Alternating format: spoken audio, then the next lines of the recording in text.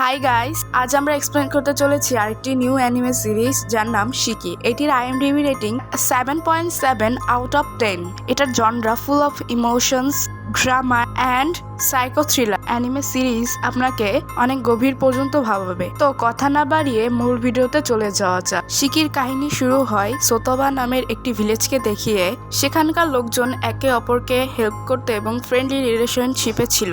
শহরের সঙ্গে এই গ্রামের কোনো কানেকশন ছিল না, তবে একটা রাস্তা ছিল যেটা শহর থেকে এই গ্রামকে কানেক্ট করত। সেই গ্রামে মেগুমি নামে একটি স্টাইলিশ মেয়ে থাকে। তার স্বপ্ন ছিল একটা বড় শহরে গিয়ে মডেল হওয়ার, আর সবসময় এই গ্রামের লোকেরা তাকে নিয়ে মজা করত। তাকে এই গ্রামে দুইটা জিনিস অ্যাট্রাক্ট করত, সেটা হলো হিল সাইডে হওয়া একটা বড় বাংলো এবং শহর থেকে আসা একটি ছেলে নাৎসুনো। মেগুমি প্রায় সবসময় নাৎসুনোর জানলার কাছে গিয়ে নাৎসুনোকে স্টক করত, আর নাৎসুনো মেগুমির উপর বিরক্ত হয়ে নিজের ঘরের জানলা আটকে রাখতো। তারপর সিন শিফট হয় আর একটা ঘরে। পুলিশ আসে, আর এই ঘরটি গ্রামের থেকে একটু দূরে ছিল। সেখানে দুইজন লোক মারা গিয়েছিল। গ্রামের ডক্টর তোশিও এই দুইজন লোকের লাশ এক্সামিন করে আর বল তাদের সামার কোল্ড নামের একটি রোগ হয়েছিল, তারা বৃদ্ধ হয় মারা গিয়েছে। পরের রাতে আমরা দেখতে পাই একটা ট্রাক অনেক স্পিডে গ্রামের দিকে আসছিল। আমরা জানতে পারি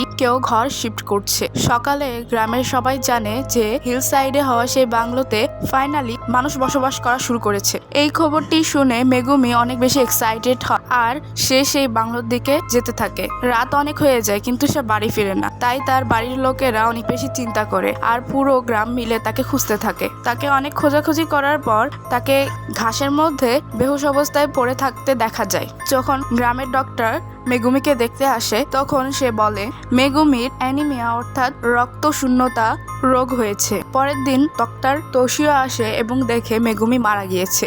ডক্টর তোশিওর একটু সন্দেহ হয় আর সে মেগুমির লাশের অটোপসি করাতে চায়। মেগুমির মা বাবা এটা করতে চায় না। তারপর আমাদের ডক্টর তোশিও তার ফ্রেন্ড সেইশিন এবং টাউন হলের একটা মেম্বারের সঙ্গে বসে আলোচনা করছিল এই বিষয়গুলো, যে কিভাবে এই ডেটগুলো হচ্ছে। তার মনে হয় গ্রামে এপিডেমিক ছড়াচ্ছে, যার ফলে গ্রামের লোকেদের মৃত্যু ঘটছে। কিন্তু তোশিও কোনো ফুল ইনভেস্টিগেশন ছাড়া সিওরিটির সঙ্গে কিছু বলতে পারছে না। এরপর গ্রামের আরেকটা লোক সেম কারণে মারা যায় আর সে হসপিটালে অ্যাডমিট হয়ে যায়। তারপর ডক্টর তোশিও মনে মনে প্রতিজ্ঞা করে যে সে এর শেষ পর্যন্ত যাবে এবং সকলকে এই রোগ থেকে বাঁচাবে। আর এর পরের পালা আসে ডক্টর তোশিওর স্কুল ফ্রেন্ডের ওয়াইফ নাওয়ের। ডক্টর তোশিও জানতো যে তার ফ্রেন্ডের ওয়াইফ বাঁচবে না, তাও তাকে ঘরে গিয়ে রেস্ট নেওয়ার কথা বলে সান্ত্বনা দেয়, আর সে আরো বলে সে এই বিষয়টা দেখে নিবে। অন্যদিকে আমরা দেখতে পাই ডক্টর তোশিওর ফ্রেন্ড সেইশিন একটা পার্ট টাইম নোবেল রাইটার ছিল। সে একটি নোবেল লিখছিল, নাম ছিল শিকি। দ্য আনডেড নোবেলের উপর কাজ করছিল, আর এই নোবেলের মেইন ক্যারেক্টার যে ছিল সে মরার পরও আবার জীবিত হয়েছিল।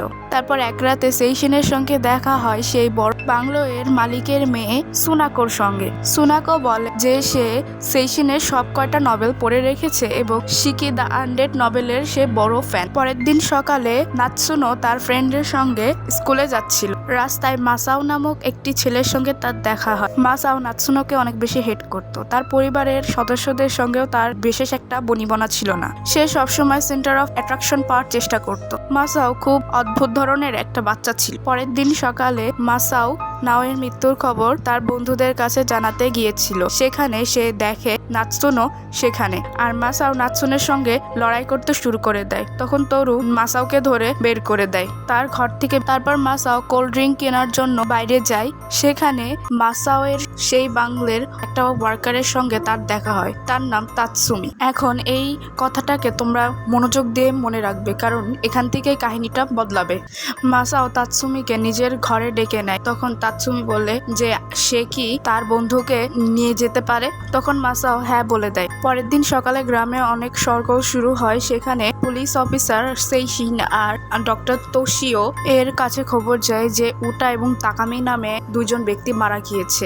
দিন দিন ডক্টর তোশিওর মৃত্যুর তালিকার মৃত্যুর সংখ্যা বেড়ে চলেছে, আর সেটি এসে পৌঁছেছে 12টিতে। অন্যদিকে নাৎসুনোর প্রতি রাতে মনে হতে থাকে যে কেউ এসে তাকে দেখছে, কিন্তু কোনো পয়েন্টই হয় না।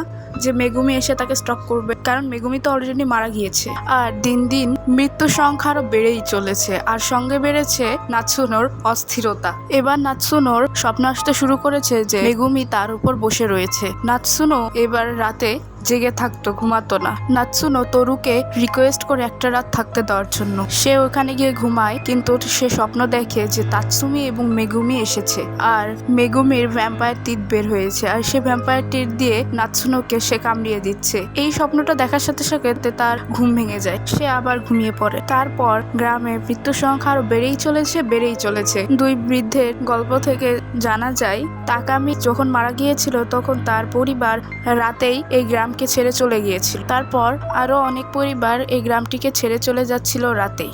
সব থেকে স্ট্রেঞ্জ কথা ছিল যে গ্রামবাসীরা রাতেই ঘর শিফট করছিল এবং তাকামি ট্রাকেই চেঞ্জ করছিল। আর এখানে এই পার্টটি শেষ হয়ে যায়। আশা করছি আপনাদের এই পার্টটি ভালো লেগেছে। যদি ভালো লেগে থাকে তাহলে অবশ্যই কমেন্টের মাধ্যমে জানাবেন। ধন্যবাদ। আল্লাহ হাফেজ।